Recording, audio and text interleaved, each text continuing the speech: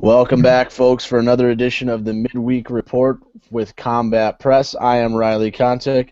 We are here again, that courtesy of Combat Press. Go to combatpress.com for all the latest in interviews, opinion pieces, previews, etc. If you want to, you can follow them on Twitter at Combat Press. Joined as usual in our third week on our regime here by Matt Quiggins. Matt, how's it going tonight? Pretty good. How you doing, man?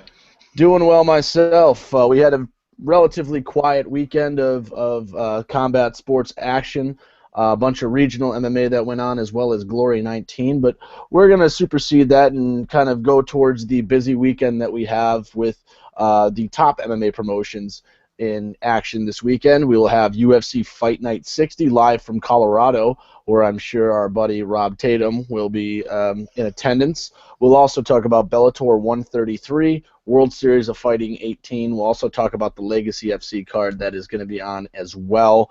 And then, as usual, we will have a short wrestling minute, and we'll also talk on a couple of news pieces that we do have coming this week in the recent times. So, Matt, we start off with this weekend in the UFC, obviously. Always start with the UFC. We have UFC Fight Night 60. It is a card that is headlined by Benson Henderson, who moves up to welterweight on a late notice bout to take on rising prospect Brandon Thatch in the main event.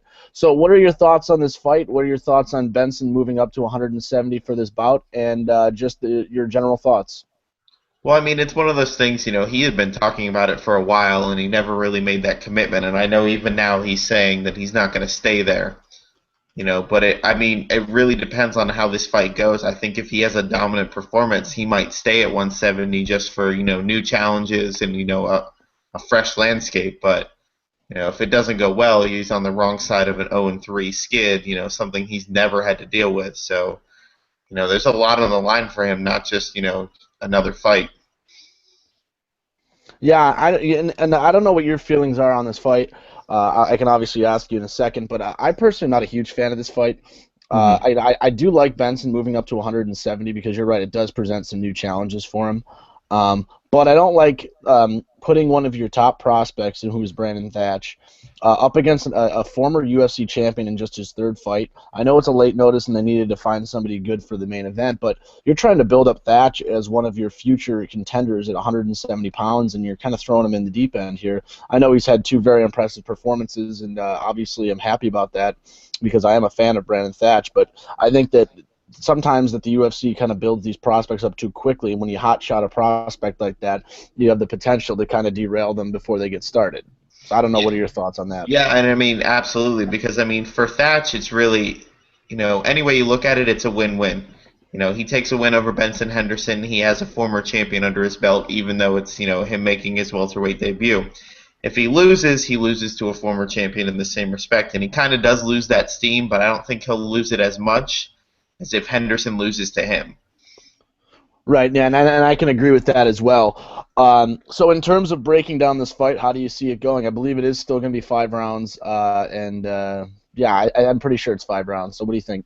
I just think it's going to be interesting. I mean, it's all going to really depend on how, Benson adjusts to 170. I mean, I know he's already cutting enough as it is to make 55, so he might be a better fighter at 170. So, that being said, if that Ben Henderson shows up, I mean, it's going to be a bad night for Thatch. Even though he is a, rising prospect, I think it's going to be a tough fight for him, definitely. Yeah, I like Thatch's striking better. I think he's much more diverse with what he does, but Benson's a wet blanket, and when he closes the distance, he's just going to push you against the cage and try and put you on your back. I don't think he's going to want to strike with Thatch, so I think it's going to be a very grinding affair. I Yeah. think Thatch will have his moments because I do think he's a very good young fighter, but I just think that Benson's experience and high level, his Everything. resume really going to kind of carry him here. And we talk about a guy who's a former world champion. He's a world champion for a reason. So I think this will be a good learning experience for Thatch, but I just don't think he's going to walk out the victor. Yeah, and I think, the Benson, like you said, the Benson Henderson of old, grind out that win and, make sure it's, going to go his way. Right, especially because he wants to get back in the win column. Like you said, he's on a bit of a skid right now. So Well, and then my question for you then would be: so he has an impressive performance at 170. If he drops down to 55, what did this do besides save the UFC's, ass, so to speak? Yeah, I don't think it does a whole lot, honestly, for him. I think it gets, like I said, it stops a losing streak. But I think if he wins, and especially if he feels good in how he wins, I think he should just permanently move to 170. I think, honestly, and like a lot of guys are finding out, and I agree with Joe Rogan what he said, that a lot of guys are finding out that maybe cutting that much weight isn't as beneficial to their performances. So maybe Benson Henderson stops cutting, that extra 15 pounds and finds that he has more energy and more vigor at 170, and that's what he'll find. It'll be more like a trial by fire at Yeah. this point. So we were both going with Benson Henderson in the main event of that card. In the co-main event, excuse me, we have a featherweight bout between rapidly rising contender Max Holloway, who takes on longtime UFC veteran Cole Miller. Both guys tall, lanky, a little bit different styles. Cole Miller, who is known to box a little bit, is more of a submission fighter, whereas Holloway's weakness would be grappling and is a fantastic striker. So, Quiggins, break this fight down for us. Well, I think Holloway's just going to take this. He's riding that 4-fight win streak. He's got all the momentum behind him, and he's just looked better and better each fight as he comes out, like you said, with his striking. Miller's got a lot on his hands, and I think, the fact that looking at his last, 5 fights, he's 2-3, so, he's got a lot more pressure on him to perform. Sometimes that works out in their benefit. Sometimes it works out, as a detriment. So, that being said, Holloway is just riding that train, and I think he's going to pick up another win, and he's going to try and pick up another finish against Miller, one more notch under that belt. Yeah, I think the only thing I'm going to say is I think the difference between Holloway's current streak and Miller's current kind of mixture of results is I think Miller's been taking on higher opposition quality. I looked at Max Holloway's resume, and it's not that he's faced busters, and that's obviously not the case. You're not fighting busters in the UFC, but I don't think he's been fighting at as high a level as Cole Miller. And you were saying Cole Miller was what, 2-3 in his last 5, or 3-2, or something like that. One of those fights was against Manny Gambarian, and there was no way he lost that fight. So that's you true. can easily throw that in the win column for him. But the thing with Miller is he's a crafty veteran, and Holloway has been known to have holes on the ground. Everyone, every loss he has, he's been exposed on the ground, and that's not a type of guy you want to have in the cage with Cole Miller, because Cole Miller, he's only a brown belt, but he's one of the most prolific submission artists that has fought in the lightweight and featherweight division for the UFC, and I think that's where it's going to spell trouble for Holloway. Ooh, all right. So, what's your pick for this? I'm gonna stick with Holloway. Like you said, there's those gaps, but maybe he's been able to work on closing those. Understanding that is his weakness. So I'm gonna take Holloway on this one. Okay, that's our first dissension of the night. I'm gonna take Cole Miller. I believe he will get a submission in round number 2 after he'll weather the early storm. Then we'll move on. I'm sorry, say that again. No, I said all right. All right, good. So the next one, we move on to the welterweight division, which kind of shows the strength of this card as we progressively drop down fights here. We have the hot Neil Magny, who has not lost in a while, actually, taking on Japanese good top mid-carder in Kiichi Kunimoto, who has been on a hot streak of his own since coming to the UFC. So, Quiggins, whose hot streak has been more impressive or more surprising, Magny or Kunimoto, given the recent resumes?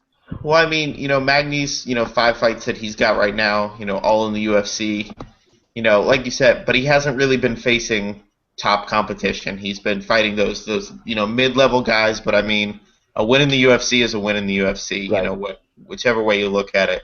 Kunimoto, 7-fight win streak, 3 of those have been in the UFC. One of them was a disqualification win, so really if you go just riding on coattails, Magny's got the, again, he's got that momentum going behind him, and he has been looking much, much better and much more polished, as his fights have gone on. He's not having split decision wins. He's not, almost winning a fight. He's taking fights, and I think he'll take this one as well. So you're taking Neil Magny then? Yeah.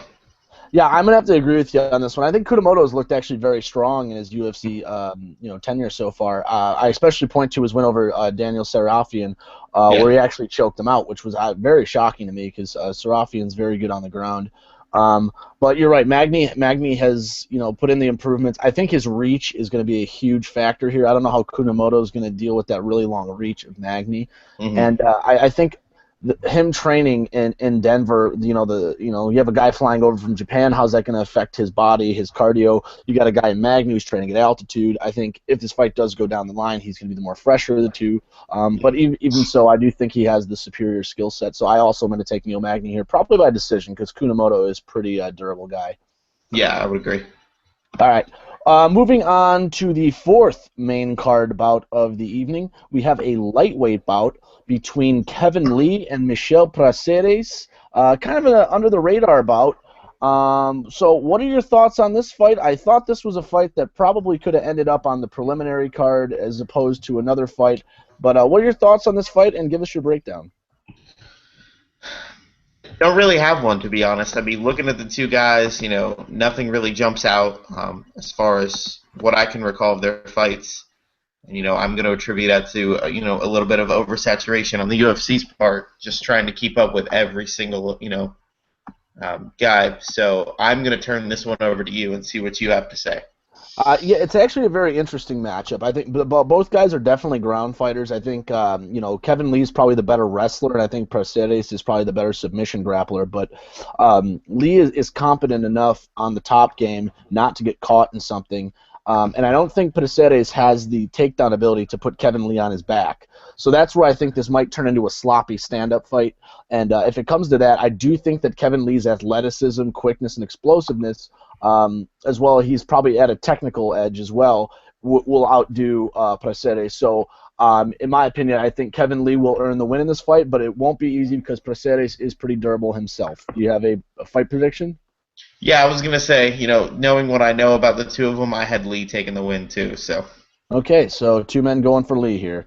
The next bout, another one that I think it probably could have made the preliminary card, but somehow made the main card, is a middleweight bout between a man dropping from 205 pounds by the name of Patrick Walsh, mhm. taking on Australian judoka Dan Kelly, who is, I believe, a 3 or 4 time Olympic competitor for Australia. So, break this fight down for us, Quiggins. Well, I mean, and what's interesting about this is, you've got a guy in Walsh who, his last fight was against Kunimoto, fighting on that same card. Um, That was actually Richard Walsh, or Richard Walsh, I'm sorry. so that's the wrong Walsh. Too many There's Walshes. I was gonna say there's too many of them. I mean, really, I remember watching both of these guys on the show. They had some potential. They just didn't seem to really, take off. That being said, I mean, with the drop down to the middleweight for the first time, it's gonna just be interesting to see how the cardio, sticks to it, and how he really pulls this off. Because that's really gonna be what's gonna be the deciding factor in this fight. Now, Patrick Walsh, he's a veteran of the Ultimate Fighter 19, which was kind of a panned season of the show. But he's nothing stands out about him, but he's very solid. I like his move to 85 because he was carrying around a little baggage in the midsection area. So I think that this cut Mm-hmm. might be beneficial. He's a wrestler. And Dan Kelly's world is on the ground. He's a submission fighter. He's not a great striker, but when he gets you to the ground, he's a very good submission grappler.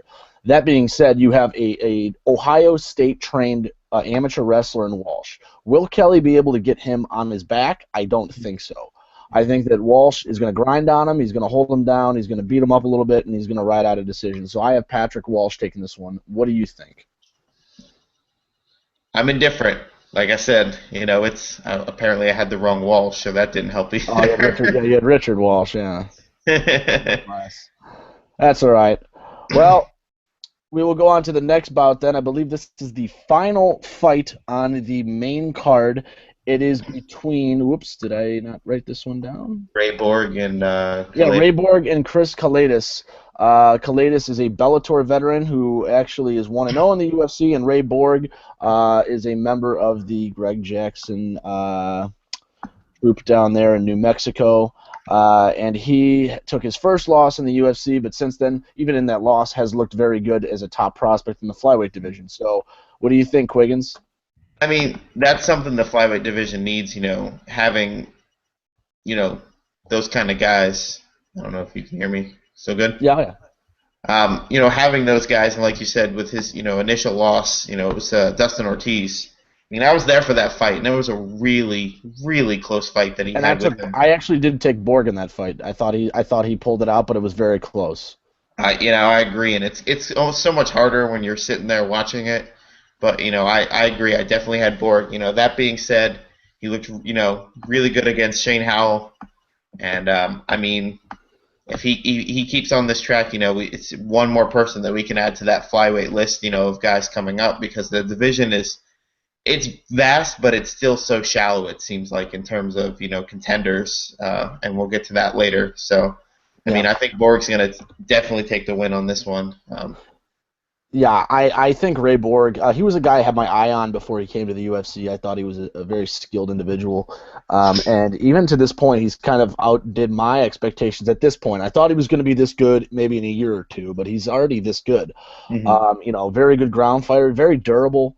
And like you said, that Shane Howell fight was very, very impressive, and even the Dustin Ortiz loss was impressive. Yeah. So I think that Kalidas was he showed some skill in that win over Paddy Holohan, especially coming on late notice. But I think Ray Borg is a whole other animal. I think he's no Paddy Holohan. I think he's more than Paddy Holohan, and I think Kalidas is going to run into something that he doesn't want to run into, and I'm going to take Borg as well, probably by submission. There you go. Yeah. Okay, so in looking at the preliminary card, what's one of the fights you're looking forward to? Got to go with Makovsky and Elliott. Hopefully that wasn't your No, pick, but it was not. you know, So you know, what's your breakdown on Makovsky and Elliott? well, talking with Elliot earlier, last week, and the fact that doing his altitude training and making sure that his body's going to be prepared for this, and the fact that even though he's on a 2-fight skid, he doesn't really see any additional pressure, and I mean Makovsky's going to be a tough test. That being said, he's going to hate me for saying this, but I still think Makovsky's just going to have the skill, and he's going to hand Elliot a third loss. Yeah, I think the wrestling will be too much. The fight that I'm really looking forward to, because I'm a prospects guy, and I watched both of these guys before they came to the UFC, is Chas Skelly versus Jim Ehlers. Very interesting matchup because Yeah. Chas Skelly is a very good wrestler. He trains with Johnny Hendricks at Team Takedown, and he's looked very good thus far. He had a close loss to Mirsad Bektik, who, that's not even anything to be ashamed of because that guy is probably one of the top prospects at featherweight right now. And and then he took 2 fights in I believe 2 weeks and won both of them against Tom Ninamaki, and I can't remember who the second one was, but he won both of them in 2 weeks, so that was very, very impressive. But then you got a guy in Jim Ehlers who is a prolific submission artist. He's improving on the feet, and he was a guy that was one of the top guys in Cage Warriors, and he was trying to take Conor McGregor before Conor came to the UFC. So obviously this is a guy that has skill and is not afraid of anybody. So it's going to be a very interesting matchup. You're going to have a wrestler in Skelly versus a submission grappler in Ehlers. So something's got to give between the two of them, and I don't know what it's going to be. I actually personally have Skelly in this fight, but I would not be surprised if Ehlers was able to pull something off because he is very nifty on the ground. Yeah, and I mean, Go ahead. yeah, I'm gonna have to take Ehlers in this fight, so I'm gonna be that, voice of reason, like you said. He also got a guy fighting out of my backyard, so. Well, that's why you took him. All right. Well, that is UFC Fight Night 60. That will be on Saturday on Fox Sports 1. You can also catch the prelims on Fox Sports 1, as well as I believe there's one fight on UFC Fight Pass. Let's move on to the Bellator card. As we were talking about before the telecast, not their strongest card since the Scott Coker era, but there's definitely a few fights worth watching. This fight will be headlined in a middleweight bout between strikers Melvin Manhoff and former Bellator champion Alexander Shlemenko. So, Matt, first off, does this fight go the distance? No. I don't think so at all. And what I think is really interesting is the fact that, both of these guys are coming off losses. Shlemenko losing his title, and then you have, Manhoff with his, fight of the year, knockout of the year, being on the receiving end against Pat Schilling. Or Joe Schilling, sorry, yeah. It's been a long day. Walsh Schilling. And really, this is Shlemenko's chance to prove that he can still hang with the best of them. I mean, his record, having almost 70 fights, to his name. The experience, just a wealth of it. And I think he just got caught in that last fight, and he's going to come out and prove that, that was just a fluke. Manhoff, I think he's just going to do what he does best. He's going to come out swinging and try to knock out, Shlemenko in the first round. Yeah, I think that if Manhoff doesn't get a knockout in the first three minutes or so, I think he's going to have the problem he had with Schilling, which was he gassed a little bit. Yeah. But Shlemenko is a pretty durable guy. He can take a punch. But Manhoff has an uncanny ability to put guys down, and he has vicious leg kicks. We're just going to have to see what Shlemenko does, because I know Shlemenko is a good technical striker in his own right. But does he want to trade with a world-class kickboxer when he does have the ability to push him against the cage and potentially put him on his back, where he probably has a much wider advantage in terms of skill? Mm-hmm. So who do you have in this one? That being said, like you said, if Manhoff doesn't get the knockout in the first 3 minutes, I think if Shlemenko plays it safe for those first 3 minutes and makes sure that it doesn't happen, I think he's going to take the win. And I wouldn't even be surprised by a submission. Yeah, I also have Shlemenko. As you said, if there's going to be a Manhoff win, it's going to be midway through the first round, early in the first round. But this ain't Shlemenko's first rodeo. I do believe that he is a game planner, and he is smart enough to know that Manhoff is literally just going to be throwing heat-seeking missiles. So yeah. I believe that Shlemenko will find a way to avoid those huge shots, try and put him on the ground, and potentially choke him out. Mm-hmm. Moving on to the co-main event, we have a couple of featherweight contenders. A two-time former Bellator featherweight champion Pat Curran takes on German tournament winner who never got a title shot after winning his tournament, and Daniel Weichel. So what do we think about this matchup, Quiggins? Well, I mean, you've got Weichel, and like you said, he won the tournament back in May of 2014. So, I mean, we're almost coming up on a year where this guy hasn't fought. And you've got Curran, who, in the span of the last 2 years has lost the title, regained the title, lost the title again. So, I mean, you've got, I think Curran's just going to be too hungry. I mean, Weichel looked great against Desmond Green. Basically, it seems like he gave him his walking papers from Bellator. But, that being said, I just think Curran's going to be, he wants that belt back. He wants a rematch. And I think he's going to do anything he can to make sure that happens Friday night. Yeah, Curran really is the complete package. You're not going to get anything superior out of him. He's not world class in anything, but he is a very good boxer. He is a very good wrestler. He has a very nice submission game. And I think Weichel is more of a grappler. I think if he tries to get Curran down, it's not going to happen. Curran's got very good hips, and like I said, he's a superior wrestler. So that's going to keep it on the feet, and that's where I think Curran's really going to hurt him, because Curran has surprisingly good knees. He throws a lot of knees, and nobody ever mentions that because he does have such technical boxing ability. And I don't think Weichel has the striking to hang with Curran. So I don't know if he'll knock Weichel out, because he is a pretty durable guy, but I think Curran's going to take a pretty convincing unanimous decision come Friday night. And that, and pointing out that Curran's last 3 fights have all gone into the 5th round. We know he has the gas tank, and we know he has the durability. So having a 3-round fight for him is probably going to be a nice relief.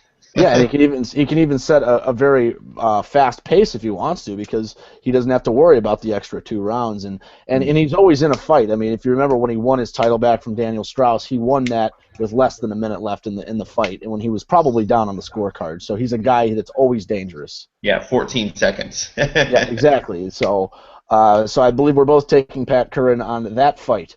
Moving on, we have kind of a showcase fight with one of their top prospects. We see welterweights Chris Honeycutt and Clayton McFarland, both undefeated, going at it in the cage. Quiggins, what are your thoughts on Chris Honeycutt? He seems like a guy that Bellator is willing to get behind. He's a Josh Koscheck disciple. What are your thoughts on him? I'm gonna let you go first. All right. Looking at Honeycutt, very, very decorated amateur wrestler, very physically imposing, a large guy for 170 pounds in terms of girth and strength. And he's really a guy that he's kind of like a Michael Chandler. He's going to start off as a wrestler, a power wrestler that's going to down you, ground you, and pound you. And then when he eventually does develop his hands a little bit on the feet, he's going to become a really, really dangerous guy to, and for anybody to face. So, they have him in this showcase fight with Clayton McFarland, who's also undefeated. But Clayton McFarland's basically been fighting nobodies in the West Coast, and Chris Honeycutt is not a nobody. He's a guy that's going to be somebody. And he's already shown that. He already beat a UFC veteran in Aaron Wilkinson in his last fight and beat him pretty convincingly. So I am going to take Chris Honeycutt here, and I don't think it's going to be very close. No, and I completely had forgotten, but I remember that fight against Aaron Wilkinson, and I thought for sure Aaron Wilkinson was going to take that fight, given his experience and the fact that, we really hadn't seen what Honeycutt was capable of. That being said, and that little reminder thrown in there, I absolutely agree with you 100%. I don't even think it's going to be close. Fighting nobodies and versus, it's not going to work. I don't think it even's going to leave the first 3 minutes. I think Honeycutt's going to get the takedown extremely quickly, and I think he's just going to have relentless ground and pound, and McFarland's going to have no way out of it, and Honeycutt probably – I don't know if Honeycutt's got great submissions. I'm sure he has some sort of base, but I think he's going to be like one of those wrestlers that's like, screw submissions. I'm just going to pound this guy's head until the ref pulls me off of him. So I think that's what we're going to see come Friday night on Spike TV. Yeah, and I actually you compared it to Michael Chandler, and I don't think that would be I don't think that's a bad comparison at all. Given that he is somebody that Bellator could stand behind, and they need guys like that, guys to build up the brand. They can't lean on guys that they keep bringing back that are just familiar faces instead of posting up the talent that they have. Right. And again, you want young guys, and Honeycutt, young in his career, not really old in terms of MMA age, so he's definitely a guy that they could strap a rocket ship to his ass and try and send him to the moon. And it just depends on how they market him, because if he's a savage the way he's been fighting so far, people are going to take to that. Oh wow, I remember when Tito Ortiz used to be beating guys up with ground and pound. This guy's doing the same exact thing. So it just depends on how Bellator sees that. Yeah, and the difference was, Tito, you knew it was coming, and there was nothing you could do to stop it. So right, and that's how Honeycutt's been basically so far. So, and he might actually have a submission win or two in there, but I think that his ground and pound is so heavy that he might fall in love with it and make that his trademark. And I would love to see that. I think Honeycutt's got a lot of potential, and he's a very, very talented athlete. So I think he's got a very good chance to be a good somebody in the sport. Moving on to the last main card fight, we actually have the ladies, female featherweight bout, 145 pounds. We have top, at least in our rankings, she's number 3, Julia Budd, taking on Gabrielle Holloway, who fills in for Talita Nogueira on short notice. Holloway, I believe, is 4-1. She has a boxing background, but she also has added a submission arsenal to her game, has a very decorated amateur career as well. But she is taking on probably, and no doubt in my mind, the toughest opponent to date in Julia Budd, who, if you've ever seen Julia Budd, she is a physical specimen. I recommend, if you've never seen a picture of her, too. She probably has the most ripped six-pack of any person I've ever seen in my life. She's a physical brute. Excellent takedowns, suffocating top position, and she's still developing her striking a little bit. But given what the arsenal she has, especially in a division that's light on talent like the featherweight division, she has the tools to be one of the best, if not the best, 145-pounder in women's MMA. So, Matt, given knowledge that you may or may not have, what do you see going on in this fight? Just Bud controlling from start to finish. Like you said, this is somebody that Holloway has never fought before, and with Bud's last loss coming to Ronda Rousey. That unknown prospect that nobody knows about. Almost 4 or 5 years ago, this Bud has been on a tear. And I agree with Riley. If you've never seen this woman before, look her up, and that is a specimen. And she has just looked dominant in every performance she's had since then. And I just think she's going to be too much for Holloway. And I don't see this fight going past the second round. Outside of maybe Chris Cyborg, and she might even be more physically strong. She is probably the most physically strong woman I've ever seen in mixed martial arts.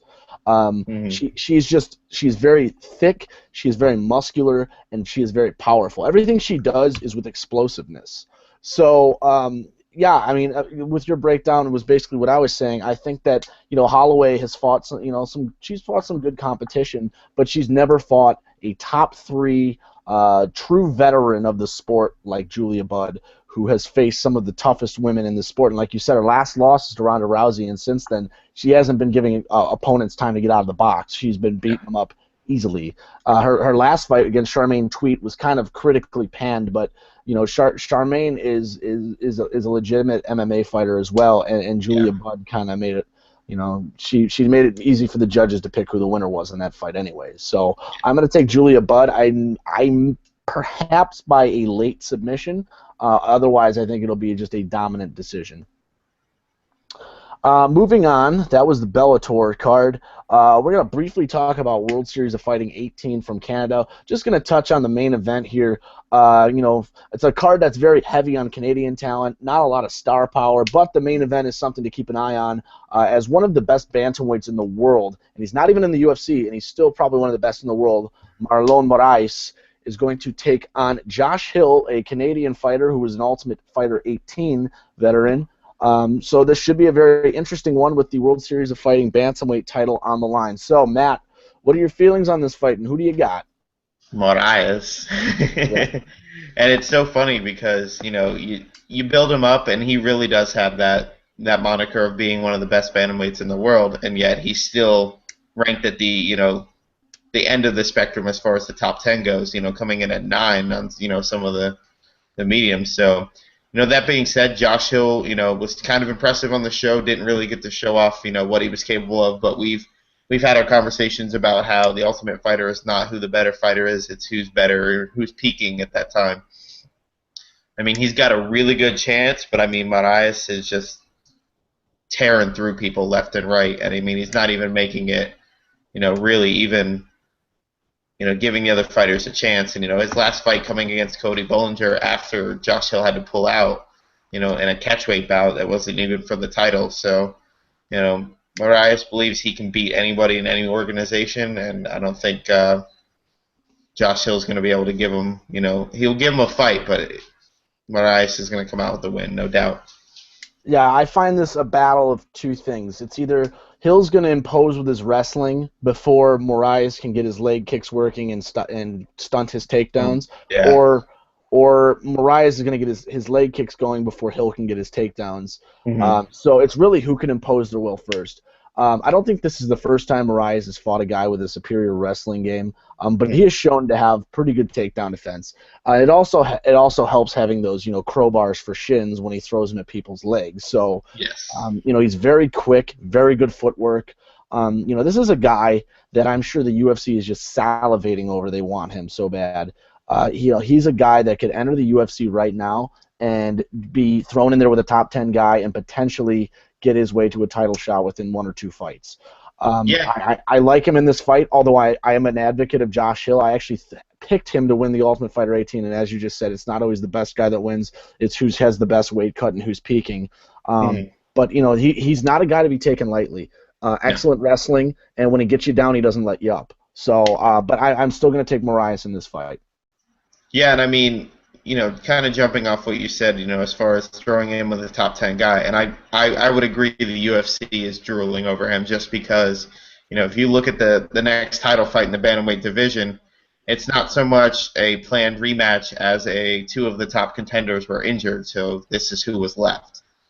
So, I think that he would be an excellent addition to the UFC's bantamweight division, but we'll see how long it takes for him to actually get there. Given if he's being treated right and he feels that this is where he belongs, then he might not go anywhere.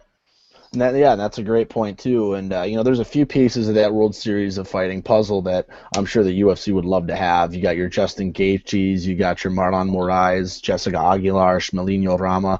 They have a lot of good fighters over there. It's just a matter of finding them guys really who can give them a challenge for their championships. And I actually think they did do that here. I think Hill is a very nice challenge for Moraes, but after him, I just really don't see much for him to do there. That remains to be seen. They could always sign somebody big, ONE FC is holding on to Bibiano Fernandez, and he's another guy that's a top 15 bantamweight in the world. So it really just depends. Okay, moving on to the final preview of the weekend. We have Legacy FC I believe it's 38. Yeah. And it is headlined by a former UFC and WEC veteran, Anthony Njokuani, making his first post-UFC appearance. He will be taking on Thomas Gifford in the main event. So we're looking forward to this fight, Mr. Quiggins. Oh, absolutely. And I mean, obviously, Legacy saw, the amount of talent and everything that Ninja Kwani, possesses because they signed him, 2 days after he was released from the UFC. So obviously, they were sitting in the wings just waiting for him. Watching his battles, throughout the WEC and throughout the UFC. I mean, this is his time to shine. And if he wants to get back into the UFC or if he wants to get back on that, top level competition, what better way to start than getting in a main event in your first fight for the organization? You know, Right. it's And this is a guy that not only do they know he's a star and a guy that can draw some eyes from MMA fans, especially hardcore MMA fans, not only did they book him in a main event 2 days after he was cut, they booked him in another fight, and he hasn't even fought yet. He's already booked in another main event for Legacy FC, and he's yet to even fight. He's fighting Johnny Carson at Legacy 41, I think it is. So this is a guy they're clearly interested in, clearly a guy that they want in their main event scene, and they know that he's a guy that could, draw some attention. Because, yeah, he's a fantastic striker. He's usually in very exciting fights. And, if you match him up against the right guys, you're putting Fight of the Year contenders on your regional card. So, I like him in this fight. I don't know a whole lot about Thomas Gifford. I know a little bit about him, but what I do know is that I don't think he has the skill set to compete with a guy as high quality as Enjo Kwani at this point in his career. no, and to really touch on it too, if you go back and look at Injikawani's fights, hasn't had a knockout or lost by submission since 2010 back in the WEC days. So he's got the chin, he's got the durability. I mean, when he's losing decisions, whether it be splits, unanimous. So I mean, Right. he's able to go the distance. He's got that gas tank, and I really think this is a really bad fight for Gifford. Yeah, and to touch on that, and most of the time, Enjo Kawani is getting defeated. Same for his fight against Edson Barbosa. It's been against wrestlers. It's been against guys that are just putting him on the ground and holding him there, and not really doing much. They're just basically wet blanketing him. So, excellent signing by Legacy. I thought we'd see Enjo Kawani in World Series of Fighting because he's based in Las Vegas. But props to Legacy FC. Good signing, and it's definitely a guy, like I said, that they can rely to put into a couple of main events a year and get some, get some attention. So, Well, like you said, they already booked him in his next one. So right. So they already got him in two already, and he hasn't even fought in his first one. If you guys get a chance on Access TV, they usually have a fight card every weekend. Check out Legacy or Access TV. They're home to Legacy FC, RFA, Lion Fights Muay Thai. They got a lot of good stuff on there, so do check them out. The Legacy FC card will feature a lot of up-and-coming talent. Just to name a couple, Jason Sampson, one of the better bantamweights in the Southern Regional Division. Joseph Sandoval, a former UFC fighter, that's who Sampson will be fighting. Eli Thomas, George Pakarariu. So lots of up-and-coming talent. And guys, Legacy FC sends a lot of guys to the UFC, so definitely a promotion to keep your eye on. Mick Maynard does a really good job down there. it's a nice rotating door, is really what it is. They get cut from the UFC. Other organizations, Legacy picks them up, and then they get right back on it. So it's kind of like the RFA feeder for the UFC. Right, and I mean, if you want to talk about a revolving door, Daniel Pineda got his start with Legacy FC, came to the UFC, had mixed results, and the minute he got cut, Legacy FC re-signed him, and now he's going to be back in their main event scene. So, Daniel Pineda has always been an exciting fighter, and Mick Maynard obviously knows exciting fighters. Obviously he doesn't have his pick of the crop. He usually goes with guys in the Southern regional scene, but there's a lot of good fighters down there, and he puts them on display. So, again, that'll be on Friday night. Check that out on Access TV. All right, well, we've done a lot of previewing, but we haven't talked about any news yet. We first want to talk about the UFC 186 Shuffle Up. So we had kind of a interesting morning because it started off as why did this happen, and then we got some more news later as to why it happened. But flyweight championship bout between Demetrius Johnson And Kyoji Horiguchi has been added to the co-main event of UFC 186 in Montreal, which will be supporting the bantamweight title bout between TJ Dillashaw and Renan Barão, replacing the old co-main event, which was Rory McDonald and Hector Lombard. We'll talk about that in a second, but what are your thoughts on the new co-main event of UFC 186, Matt? Well, what I thought was most interesting was not even 2 days before reading how Demetrius Johnson said Horiguchi was going to be the next guy to fight him, or at least that he thought was going to fight him, and then of course this gets booked. So something tells me he knew something before we did. Well, I'm sure he did. I'm sure he got the yeah. contract, But that being said, I mean Horiguchi looked great in that fight against Gaudinot, and I mean I think it'll be a nice, a fresh face in the flyweight division. I mean, you have the same couple guys. Everyone talks about who was going to fight Demetrius next. It was, Ian McCall, John Lineker before he mixed weight, Joseph Benavidez, John Dodson, all these guys, sitting in the works. Horiguchi is just going to be a nice, fresh face. And hopefully he's going to put on a good fight and, get the fans really back involved, with the flyweight title picture. Because if we look at, how these have gone in the past, the Chris Carriazo fight, I mean, I don't think anybody expected that fight to get booked. And then, so it's just, hopefully it just brings that flame back to the fans as far as the flyweights are concerned. Yeah, I actually do like this fight. I know Demetrius Johnson's not the most popular champion. In fact, I think he's the least popular champion. But for hardcore fans like myself, Demetrius Johnson is a treat to watch. Very technically sound, very skilled. Nobody's as quick as he is. But I think Horiguchi is a very credible opponent. I don't know if I wanted to see him fight for the title this early, but given the lack of contenders, this is a great opportunity for him. And you know what? If he doesn't win, he goes back to the drawing board and he can, win one or two more fights and get back to that title opportunity. Jason Coles, who I often refer to on Twitter, compared this to the Renan Barão TJ Dillashaw 1 fight, where you have a guy who not many people believe can win, but if you actually examine the skill set, he does have a chance. We're not saying he's gonna win, but he certainly has a chance, and he can shock a lot of people with what he brings to the table. If you've watched his UFC career so far, Horiguchi has really, really been a treat to watch. And he's been doing it on the radar. Exactly, and he's been doing it on preliminary cards, and he's been doing it basically with no recognition from anybody else in media or even the UFC itself. So I really do like this fight. I don't know if I like it as much as the old co-main event, but I definitely do like it, and I think it's a good title matchup. Now, the old co-main event that we were referring to was the welterweight bout between Rory McDonald and Hector Lombard, which was pulled off the table in favor of this fight today. We did not know why in the morning, but as we find out that it was because Hector Lombard had failed a post-fight drug test for UFC 182 against Josh Berkman, so that he was going to be suspended for some time, and that these two guys would be given different opponents at a later date. So what do you make of all this? Well, I mean, I think the most interesting thing about all this at the beginning was the fact that when people reached out to each of their camps that, from what I read, neither fighter was really aware that this fight was getting canceled. Right. And that, that kind of goes back to the Benson Henderson, Donald Cerrone. According to Benson Henderson, nobody ever told him he had a new opponent. The UFC never reached out to him and things like that. And it starts to wonder why they would do something like that. Why, something like this would happen. Regardless of that, just the performance enhancers lately has just been on a tear, and it's scary.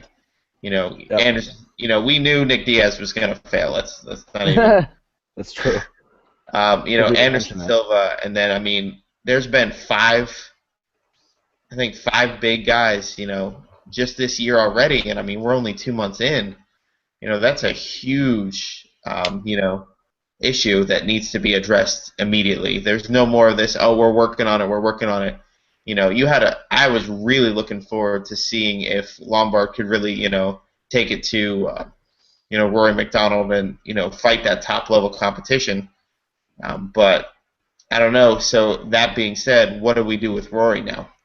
Yeah, that's the question. And, I'd heard that Robbie Lawler would be ready to defend his title by, I believe, the third quarter of the year. So midsummer, something like that. So my thoughts is if Lombard can't compete, and we want to give Lawler an opponent. I think Rory McDonald's the guy to go with. I think he should have got a title shot to begin with. Obviously, Lawler couldn't fight till then. That's why he took the interim fight. But I think he's the guy to go with. I think he's the one that should get the title shot. And I think that should headline a card in July or August or whenever Lawler's ready to go.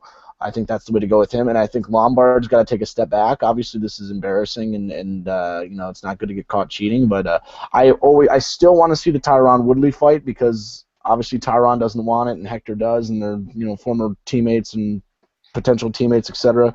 But I think that's the way to go, and I don't think you can cannot use the I'm not fighting my teammate all the time in MMA. Sometimes teammates have to fight, and especially if one's willing to do it and the other one's not willing to do it. I would be insulted that he wants to do it and then want to fight him because of that. But we'll see. Yeah, and to kind of touch on it, you book him with Lawler, and you've got another rematch. Right. Going back in your vast memory of fights, when you watched that fight, did you think Rory did enough to win it against Robbie? I don't. It's very, very debatable. I do think Lawler won, but I thought it was close. I mean, I thought it was a good fight, and I would be very interested to see a rematch because I do think Rory has grown from that fight, but obviously Robbie's grown from that fight because he became the UFC champion. So that's definitely a rematch I'm interested in seeing. Is the point? And at some point I would like to see a Hendricks Lawler 3, but to be honest with you, I think Lawler won both of those fights, and that's just my opinion. But obviously, the judges saw it one way the first time and one way the second time. So the welterweight division is almost inadvertently log jammed again, even though we don't have GSP as our title holder anymore. All right. That being said, so we keep hearing about GSP ready to come back, with more drug testing. You think it's going to happen anytime soon? No, I believe he said that he's pretty much done at this point, and I don't blame him. He cashed his checks. He's probably financially sound for the rest of his life. He doesn't have to do anything if he doesn't want to, and obviously the head trauma was a concern with him. So why would you put yourself at a mental risk and a physical risk with your head if you knew that you weren't in the right place when you retired? So I don't think we'll see him fight again, which it really isn't that big of a deal to me.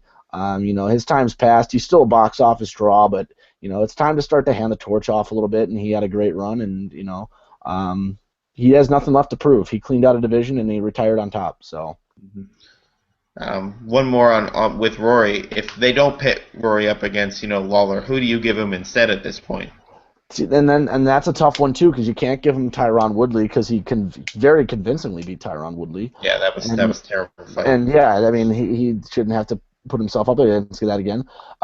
I would say Carlos Condit, but I don't like that as a return fight for Carlos Condit. I know that Rory wants to make up that loss he took back in the day, but I don't like giving that to Condit after coming off a major knee injury. So there's really not a lot of options. I mean, he just beat Tarek Safnine, so that's out of the question. And there's really not a whole bunch of other guys. You can give him a gimme fight while he waits in the wings and have him fight with Rick Story or something. But I mean, I just really am not interested in seeing that either. No, and I think Rory's thinking the same thing, and I think I am too. I think he's just going to sit out and wait, to see what happens, because there really isn't somebody who jumps out as far as a good opponent for him. There really, I eventually at some point, if the MMA gods, seeing him fight Matt Brown would be an interesting fight. Yeah, I actually think that's a very favorable matchup for Rory McDonald, but it'd be very interesting. But I mean, you're right. He should have the right to sit out because he had this fight that would have set him up, and it didn't. And he really has the resume for a title shot, anyways. And he's a guy that probably would have had a title shot had GSP not been in the champion as long as he was. Mm-hmm. So not wanting to fight his mentor and his teammate really kind of kept him out of the title picture for a long time when he easily could have been there. So it's just kind of a tough situation for him, and hopefully it works out because I think that he has the material to be the champion. Before that you did the show with me, I did the show with Eric Reinert, and I always said that I think if Hendricks ever fought Rory McDonald, I think Rory McDonald beats him, and then obviously Hendricks dropped the title to Lawler, and and like I said, I think he can give Lawler a run for his money too. So I think Rory, when he's at his best, is very, very tough to beat. Yeah, I think it'll be an easier sell to sell. Well, to be honest, I think it'll be an easy sell to sell either one, to sell Lawler versus McDonald 2, and then Lawler Hendricks 3. If he comes out of the victorious, I mean that's basically the next two fights booked. If Hendricks comes out on the winning end against Brown. So Right, and I think if they did do a McDonald Lawler, they could do it in the summer in like Ontario or Toronto somewhere. I think that'd be great. You don't want to do it in Quebec. Obviously, they got a card coming up, but you don't want to do it in Quebec to give Rory the absolute home field advantage as the yeah. challenger. But I think Ontario, I think giving Canada a great show in like a Toronto would be an excellent one, especially as a headliner Lawler McDonald. I think that would be a Well, good sell. and especially since they just pulled him off of a Canada card. Right, exactly, and I know the Canadian fans were bummed about that too. A lot of the things I saw on Twitter were the Canadian fans very upset that Rory got pulled off the card, as well as Hector. They wanted to see Hector fight as well, so Mhm. um, they got it made up in the form of Sarah Kaufman, Alexis Davis. So that Right. was their trade off. But anyways, that is the breaking news. I'm going to forego the usual wrestling minute because I don't got a lot to talk about wrestling wise today. Any other topics you want to touch on MMA wise today? I mean, I think that's it. The glory card was spectacular. We were both Yes. right about Nikki Holskin. Yeah. Yeah. And I mean, I stayed in and watched the Glory card on Friday, and I was not disappointed. I no. thought most of the fights were good. Obviously, that Navy Air Force bout, which was an Oh amateur God. bout, was not fun to watch because that guy got his butt kicked. But other than that, all the other fights were great. Raymond Daniels, his first round performance was awesome. Yeah. Obviously, Nikki Holtzkin just picked him apart in the finals, but Nikki looked very good, and he showed why he's probably the best welterweight in the world in kickboxing. And what I Obviously, love, also, I'm sorry. Go ahead. well, what I loved is that his first fight, he played it safe. Yep. He played it like, oh, I've got nothing left, and then he came out against Daniels, and it was just like a whole nother fighter. Oh And I yeah. mean, I think that was a dangerous game plan, but it was so beautifully executed, when it came to light. So Yeah, no, I agree, and you could tell he was because he would back off when he nailed Stolorchenko, whatever his last name was, with body shots, and when he hmm had him kind of pinned in the corner, he was scoring points and letting it happen. But it was yeah. very methodical, it was very surgical, and it was and then against Raymond Daniels, he was just absolutely crippling him with the body shots and putting him in a corner and leaving him there. And I and I, So very very I think impressive stuff. Daniels kind of beat himself with a lot of a lot of those kicks took so much out of him, and Yeah. they weren't real. They were flashy, but they weren't really as effective as he wanted to be. Especially against a guy with like Holskin.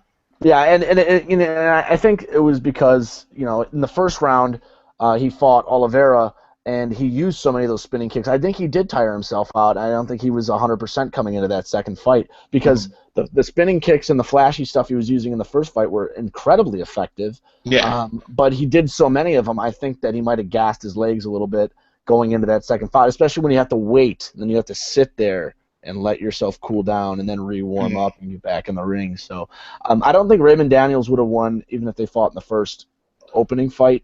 But again, it just shows how amazing Nicky Holtzkin is, and really looking forward to his next kickboxing bout with Glory. He's a star in kickboxing. That being said, the Joe Schilling fight. That was a little one-sided, but the kid he fought was tough, man. And that kid, yeah, he's got nothing to be ashamed of because he went in there with a world-class kickboxer and went to a decision when he could have easily been knocked out multiple times. yeah. Yeah, I and definitely agree with that too. So yeah, but the main event was the one that I was kind of skeptical about. I did take Rico Verhoeven to win that fight because I think that he was going to be able to outlast Errol Zimmerman. And to that point, he was beating Errol Zimmerman, and then obviously Zimmerman, I believe he dislocated his kneecap or something like that, Mhm. and was unable to continue. And that was really, really unfortunate because I was enjoying that fight. But to that point, Verhoeven was really dissecting him with his striking, and he looked very very strong in that fight. Yeah, he did, and I think probably the most awkward part of that fight was when when Zimmerman went down and he's screaming my knee, and the ref was sitting there counting him out, and he's looking at him like, hello, my Yeah. knee. Yeah, Uh, I wasn't really clear on that. Like, I'm like, how are you going to give him a 10 count when he's clearly injured? He can't stand on his feet, and he's basically surrendering. He knows he can't do anything. And it's not like yeah, you can have the doctor come in, try and replace his kneecap, and then stand it back up. That's not fair. That's not in the rules. You can't do that. Um, they but tried. I'm sure he did. But yeah, I mean, I don't think that would have been legal anyways. But but that being said, Zimmerman was getting pretty much picked apart by Verhoeven in that fight anyways. Verhoeven, I believe, dropped him once or twice, hmm and honestly, I think that's the best I've seen Rico Verhoeven fight in a while. So props to him on that fight. And where he goes from here, I have no idea. There's so many deadly heavyweights in the kickboxing game, so it'll be interesting to see who Glory matches him up with next.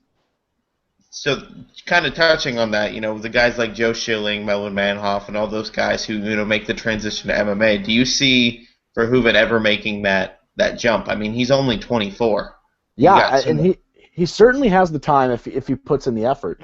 I don't know though. I don't know if he's happy with kickboxing with the paychecks he's taking home or not. But just because of the high quality of his kickboxing, it'd be very interesting to see him make the jump over. But he'd really need to work on his game. But we've seen a guy like Tyrone Spong do it, so I don't see why other guys couldn't do it as well.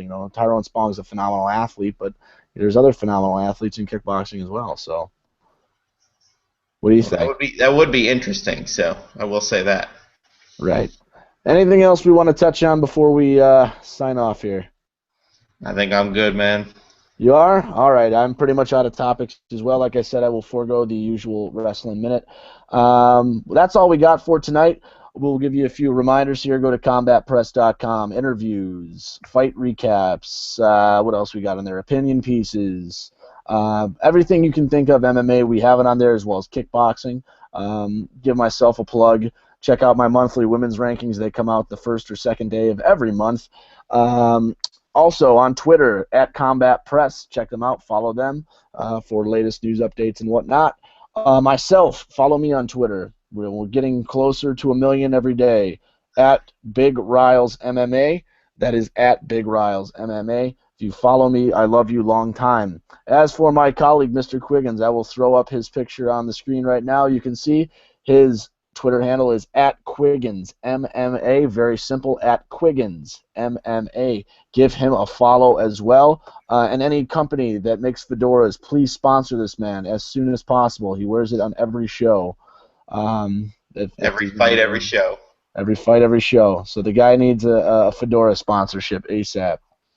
All right, I think that's going to do it for us here tonight. Thanks for tuning in. It's good to have you again. We'll be back next Tuesday with some recaps and some previews, and that's pretty much it. So stay watching the fights, and we'll see you next week.